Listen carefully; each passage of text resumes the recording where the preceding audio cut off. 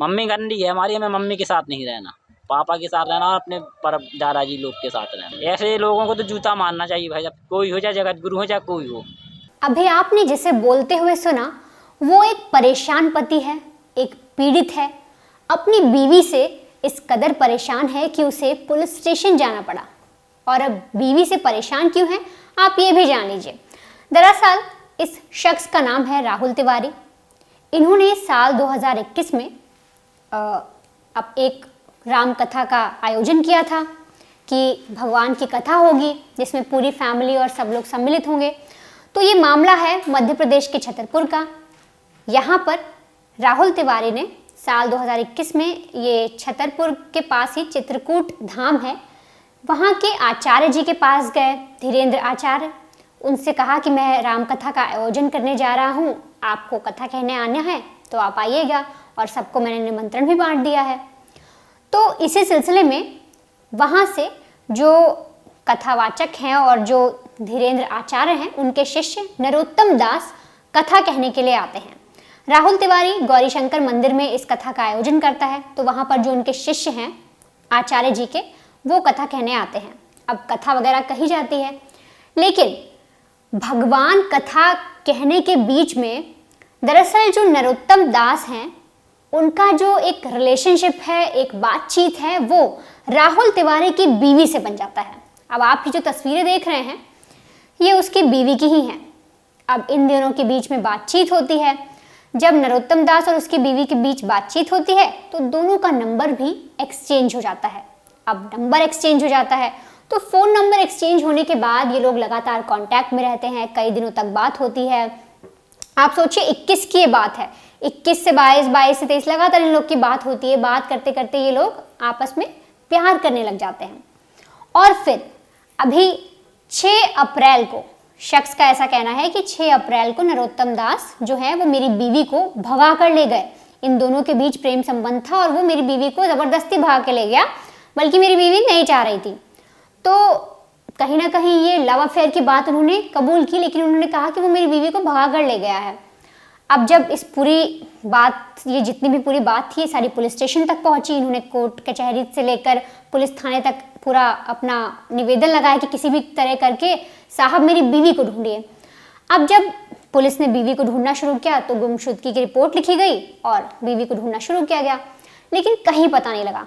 फिर 1 महीने बाद जो बीवी है वो मिलती है। उसके बाद पुलिस उससे पूरी पूछताछ करती है, जांच पड़ताल करती है कि तुम्हें ज़बरदस्ती भगा के ले गया, क्या पूरा सिलसिला था। तो बीवी बताती है कि मैं अब इस अपने पति के साथ रहना नहीं चाहती, मुझे नरोत्तम दास के साथ ही रहना है। मैं इससे बहुत समय से कांटेक्ट में थी, हम लोग बातचीत कर रहे थे और मैं इससे प्यार करती हूँ, मुझे अपने पति के साथ नहीं रहना। ये कहना है बीवी का। अब जब बीवी का ऐसा कहना है तो पति का दिल पूरी तरीके से टूट गया। आप खुद सुनिए कि ये बेबस पति, एक लाचार पति अपनी बीवी के बारे में, अपने परिवार के बारे में, एक परिवार टूटने के बारे में क्या कह रहा है। हमने दीक्षा ली थी, साथ में हमारी मैडम ने दीक्षा ली थी इनकी। उसके बाद से इनके नंबर उनने इनका ले ली थे और उनने इनके दोनों जन की बातचीत चलती रही। अब फिर हमें जानकारी नहीं, हम प्राइवेट जॉब करते हैं, कब कैसा हुआ। जो अभी 6 तारीख को भागी हैं। क्या हुआ थाने में? थाने में हमने गुमशुदगी की 7 तारीख को रिपोर्ट लिखवाई और 4 तारीख को ये हाँ इधर कोतवाली में आ गई। तो हमारे पास मुंशी जी 7, साढ़े 7 पे शॉप हमारी दुकान पे आए, बोले भी आपकी मैडम मिल गई हैं। तो मैडम बोली हमें को तो इनके साथ रहना नहीं है, हमको तो उत्तम दुबे के साथ रहना। हमारा तलाक हो जाए उनसे और सब छुटकारा मिले और हमारा सामान लेकर जो वो भागी हैं।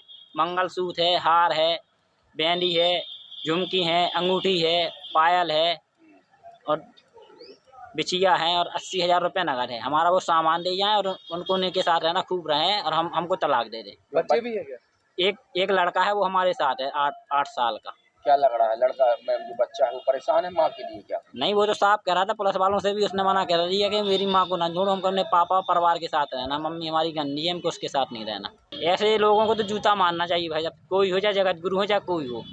ऐसे में सनातन धर्म बदनाम हो रहा है, बड़े बड़े संत समाज भी बदनाम हो रही है।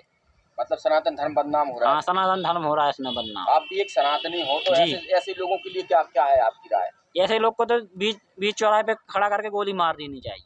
तो सुना आपने किस तरीके से राहुल तिवारी अपनी बीवी, अपने बच्चे, अपने घर बार को लेकर और यहाँ तक नरोत्तम दास जो कथावाचक था, कथा कहने के लिए आया था, उसके बारे में किस तरीके से बात कर रहे हैं और क्या कह रहे हैं। इस मामले में जब पुलिस से पूछा गया तो पुलिस ने कहा कि जब बीवी खुद ये कबूल कर रही है कि उसे किसी ने भगाया नहीं तो किसी भी तरीके का केस तो नहीं बनता। लेकिन जो जो चीज़ें राहुल तिवारी ने कही हैं कि उन्होंने गहने लेकर चली गई, पैसे लेकर चली गई, 80,000 रुपये लेकर चली गई, इस तरीके से भाग गई, तो उसके खिलाफ जो भी चीज़ें हैं उस तरीके से पुलिस इसकी कार्रवाई करेगी, इसमें जांच करेगी कि जो पैसे लेकर भागी है, चोरी करके भागी है या गहने वहने चुरा के भागी है, या जो भी, जैसे कि जो पति कह रहा है वो कह रहा है कि मंगलसूत्र, बिछिया, तो ये हो सकता है लेडीज़ ने उस वक्त ये चीज़ें पहनी ही होंगी तो वो उसी तरीके से भाग गई।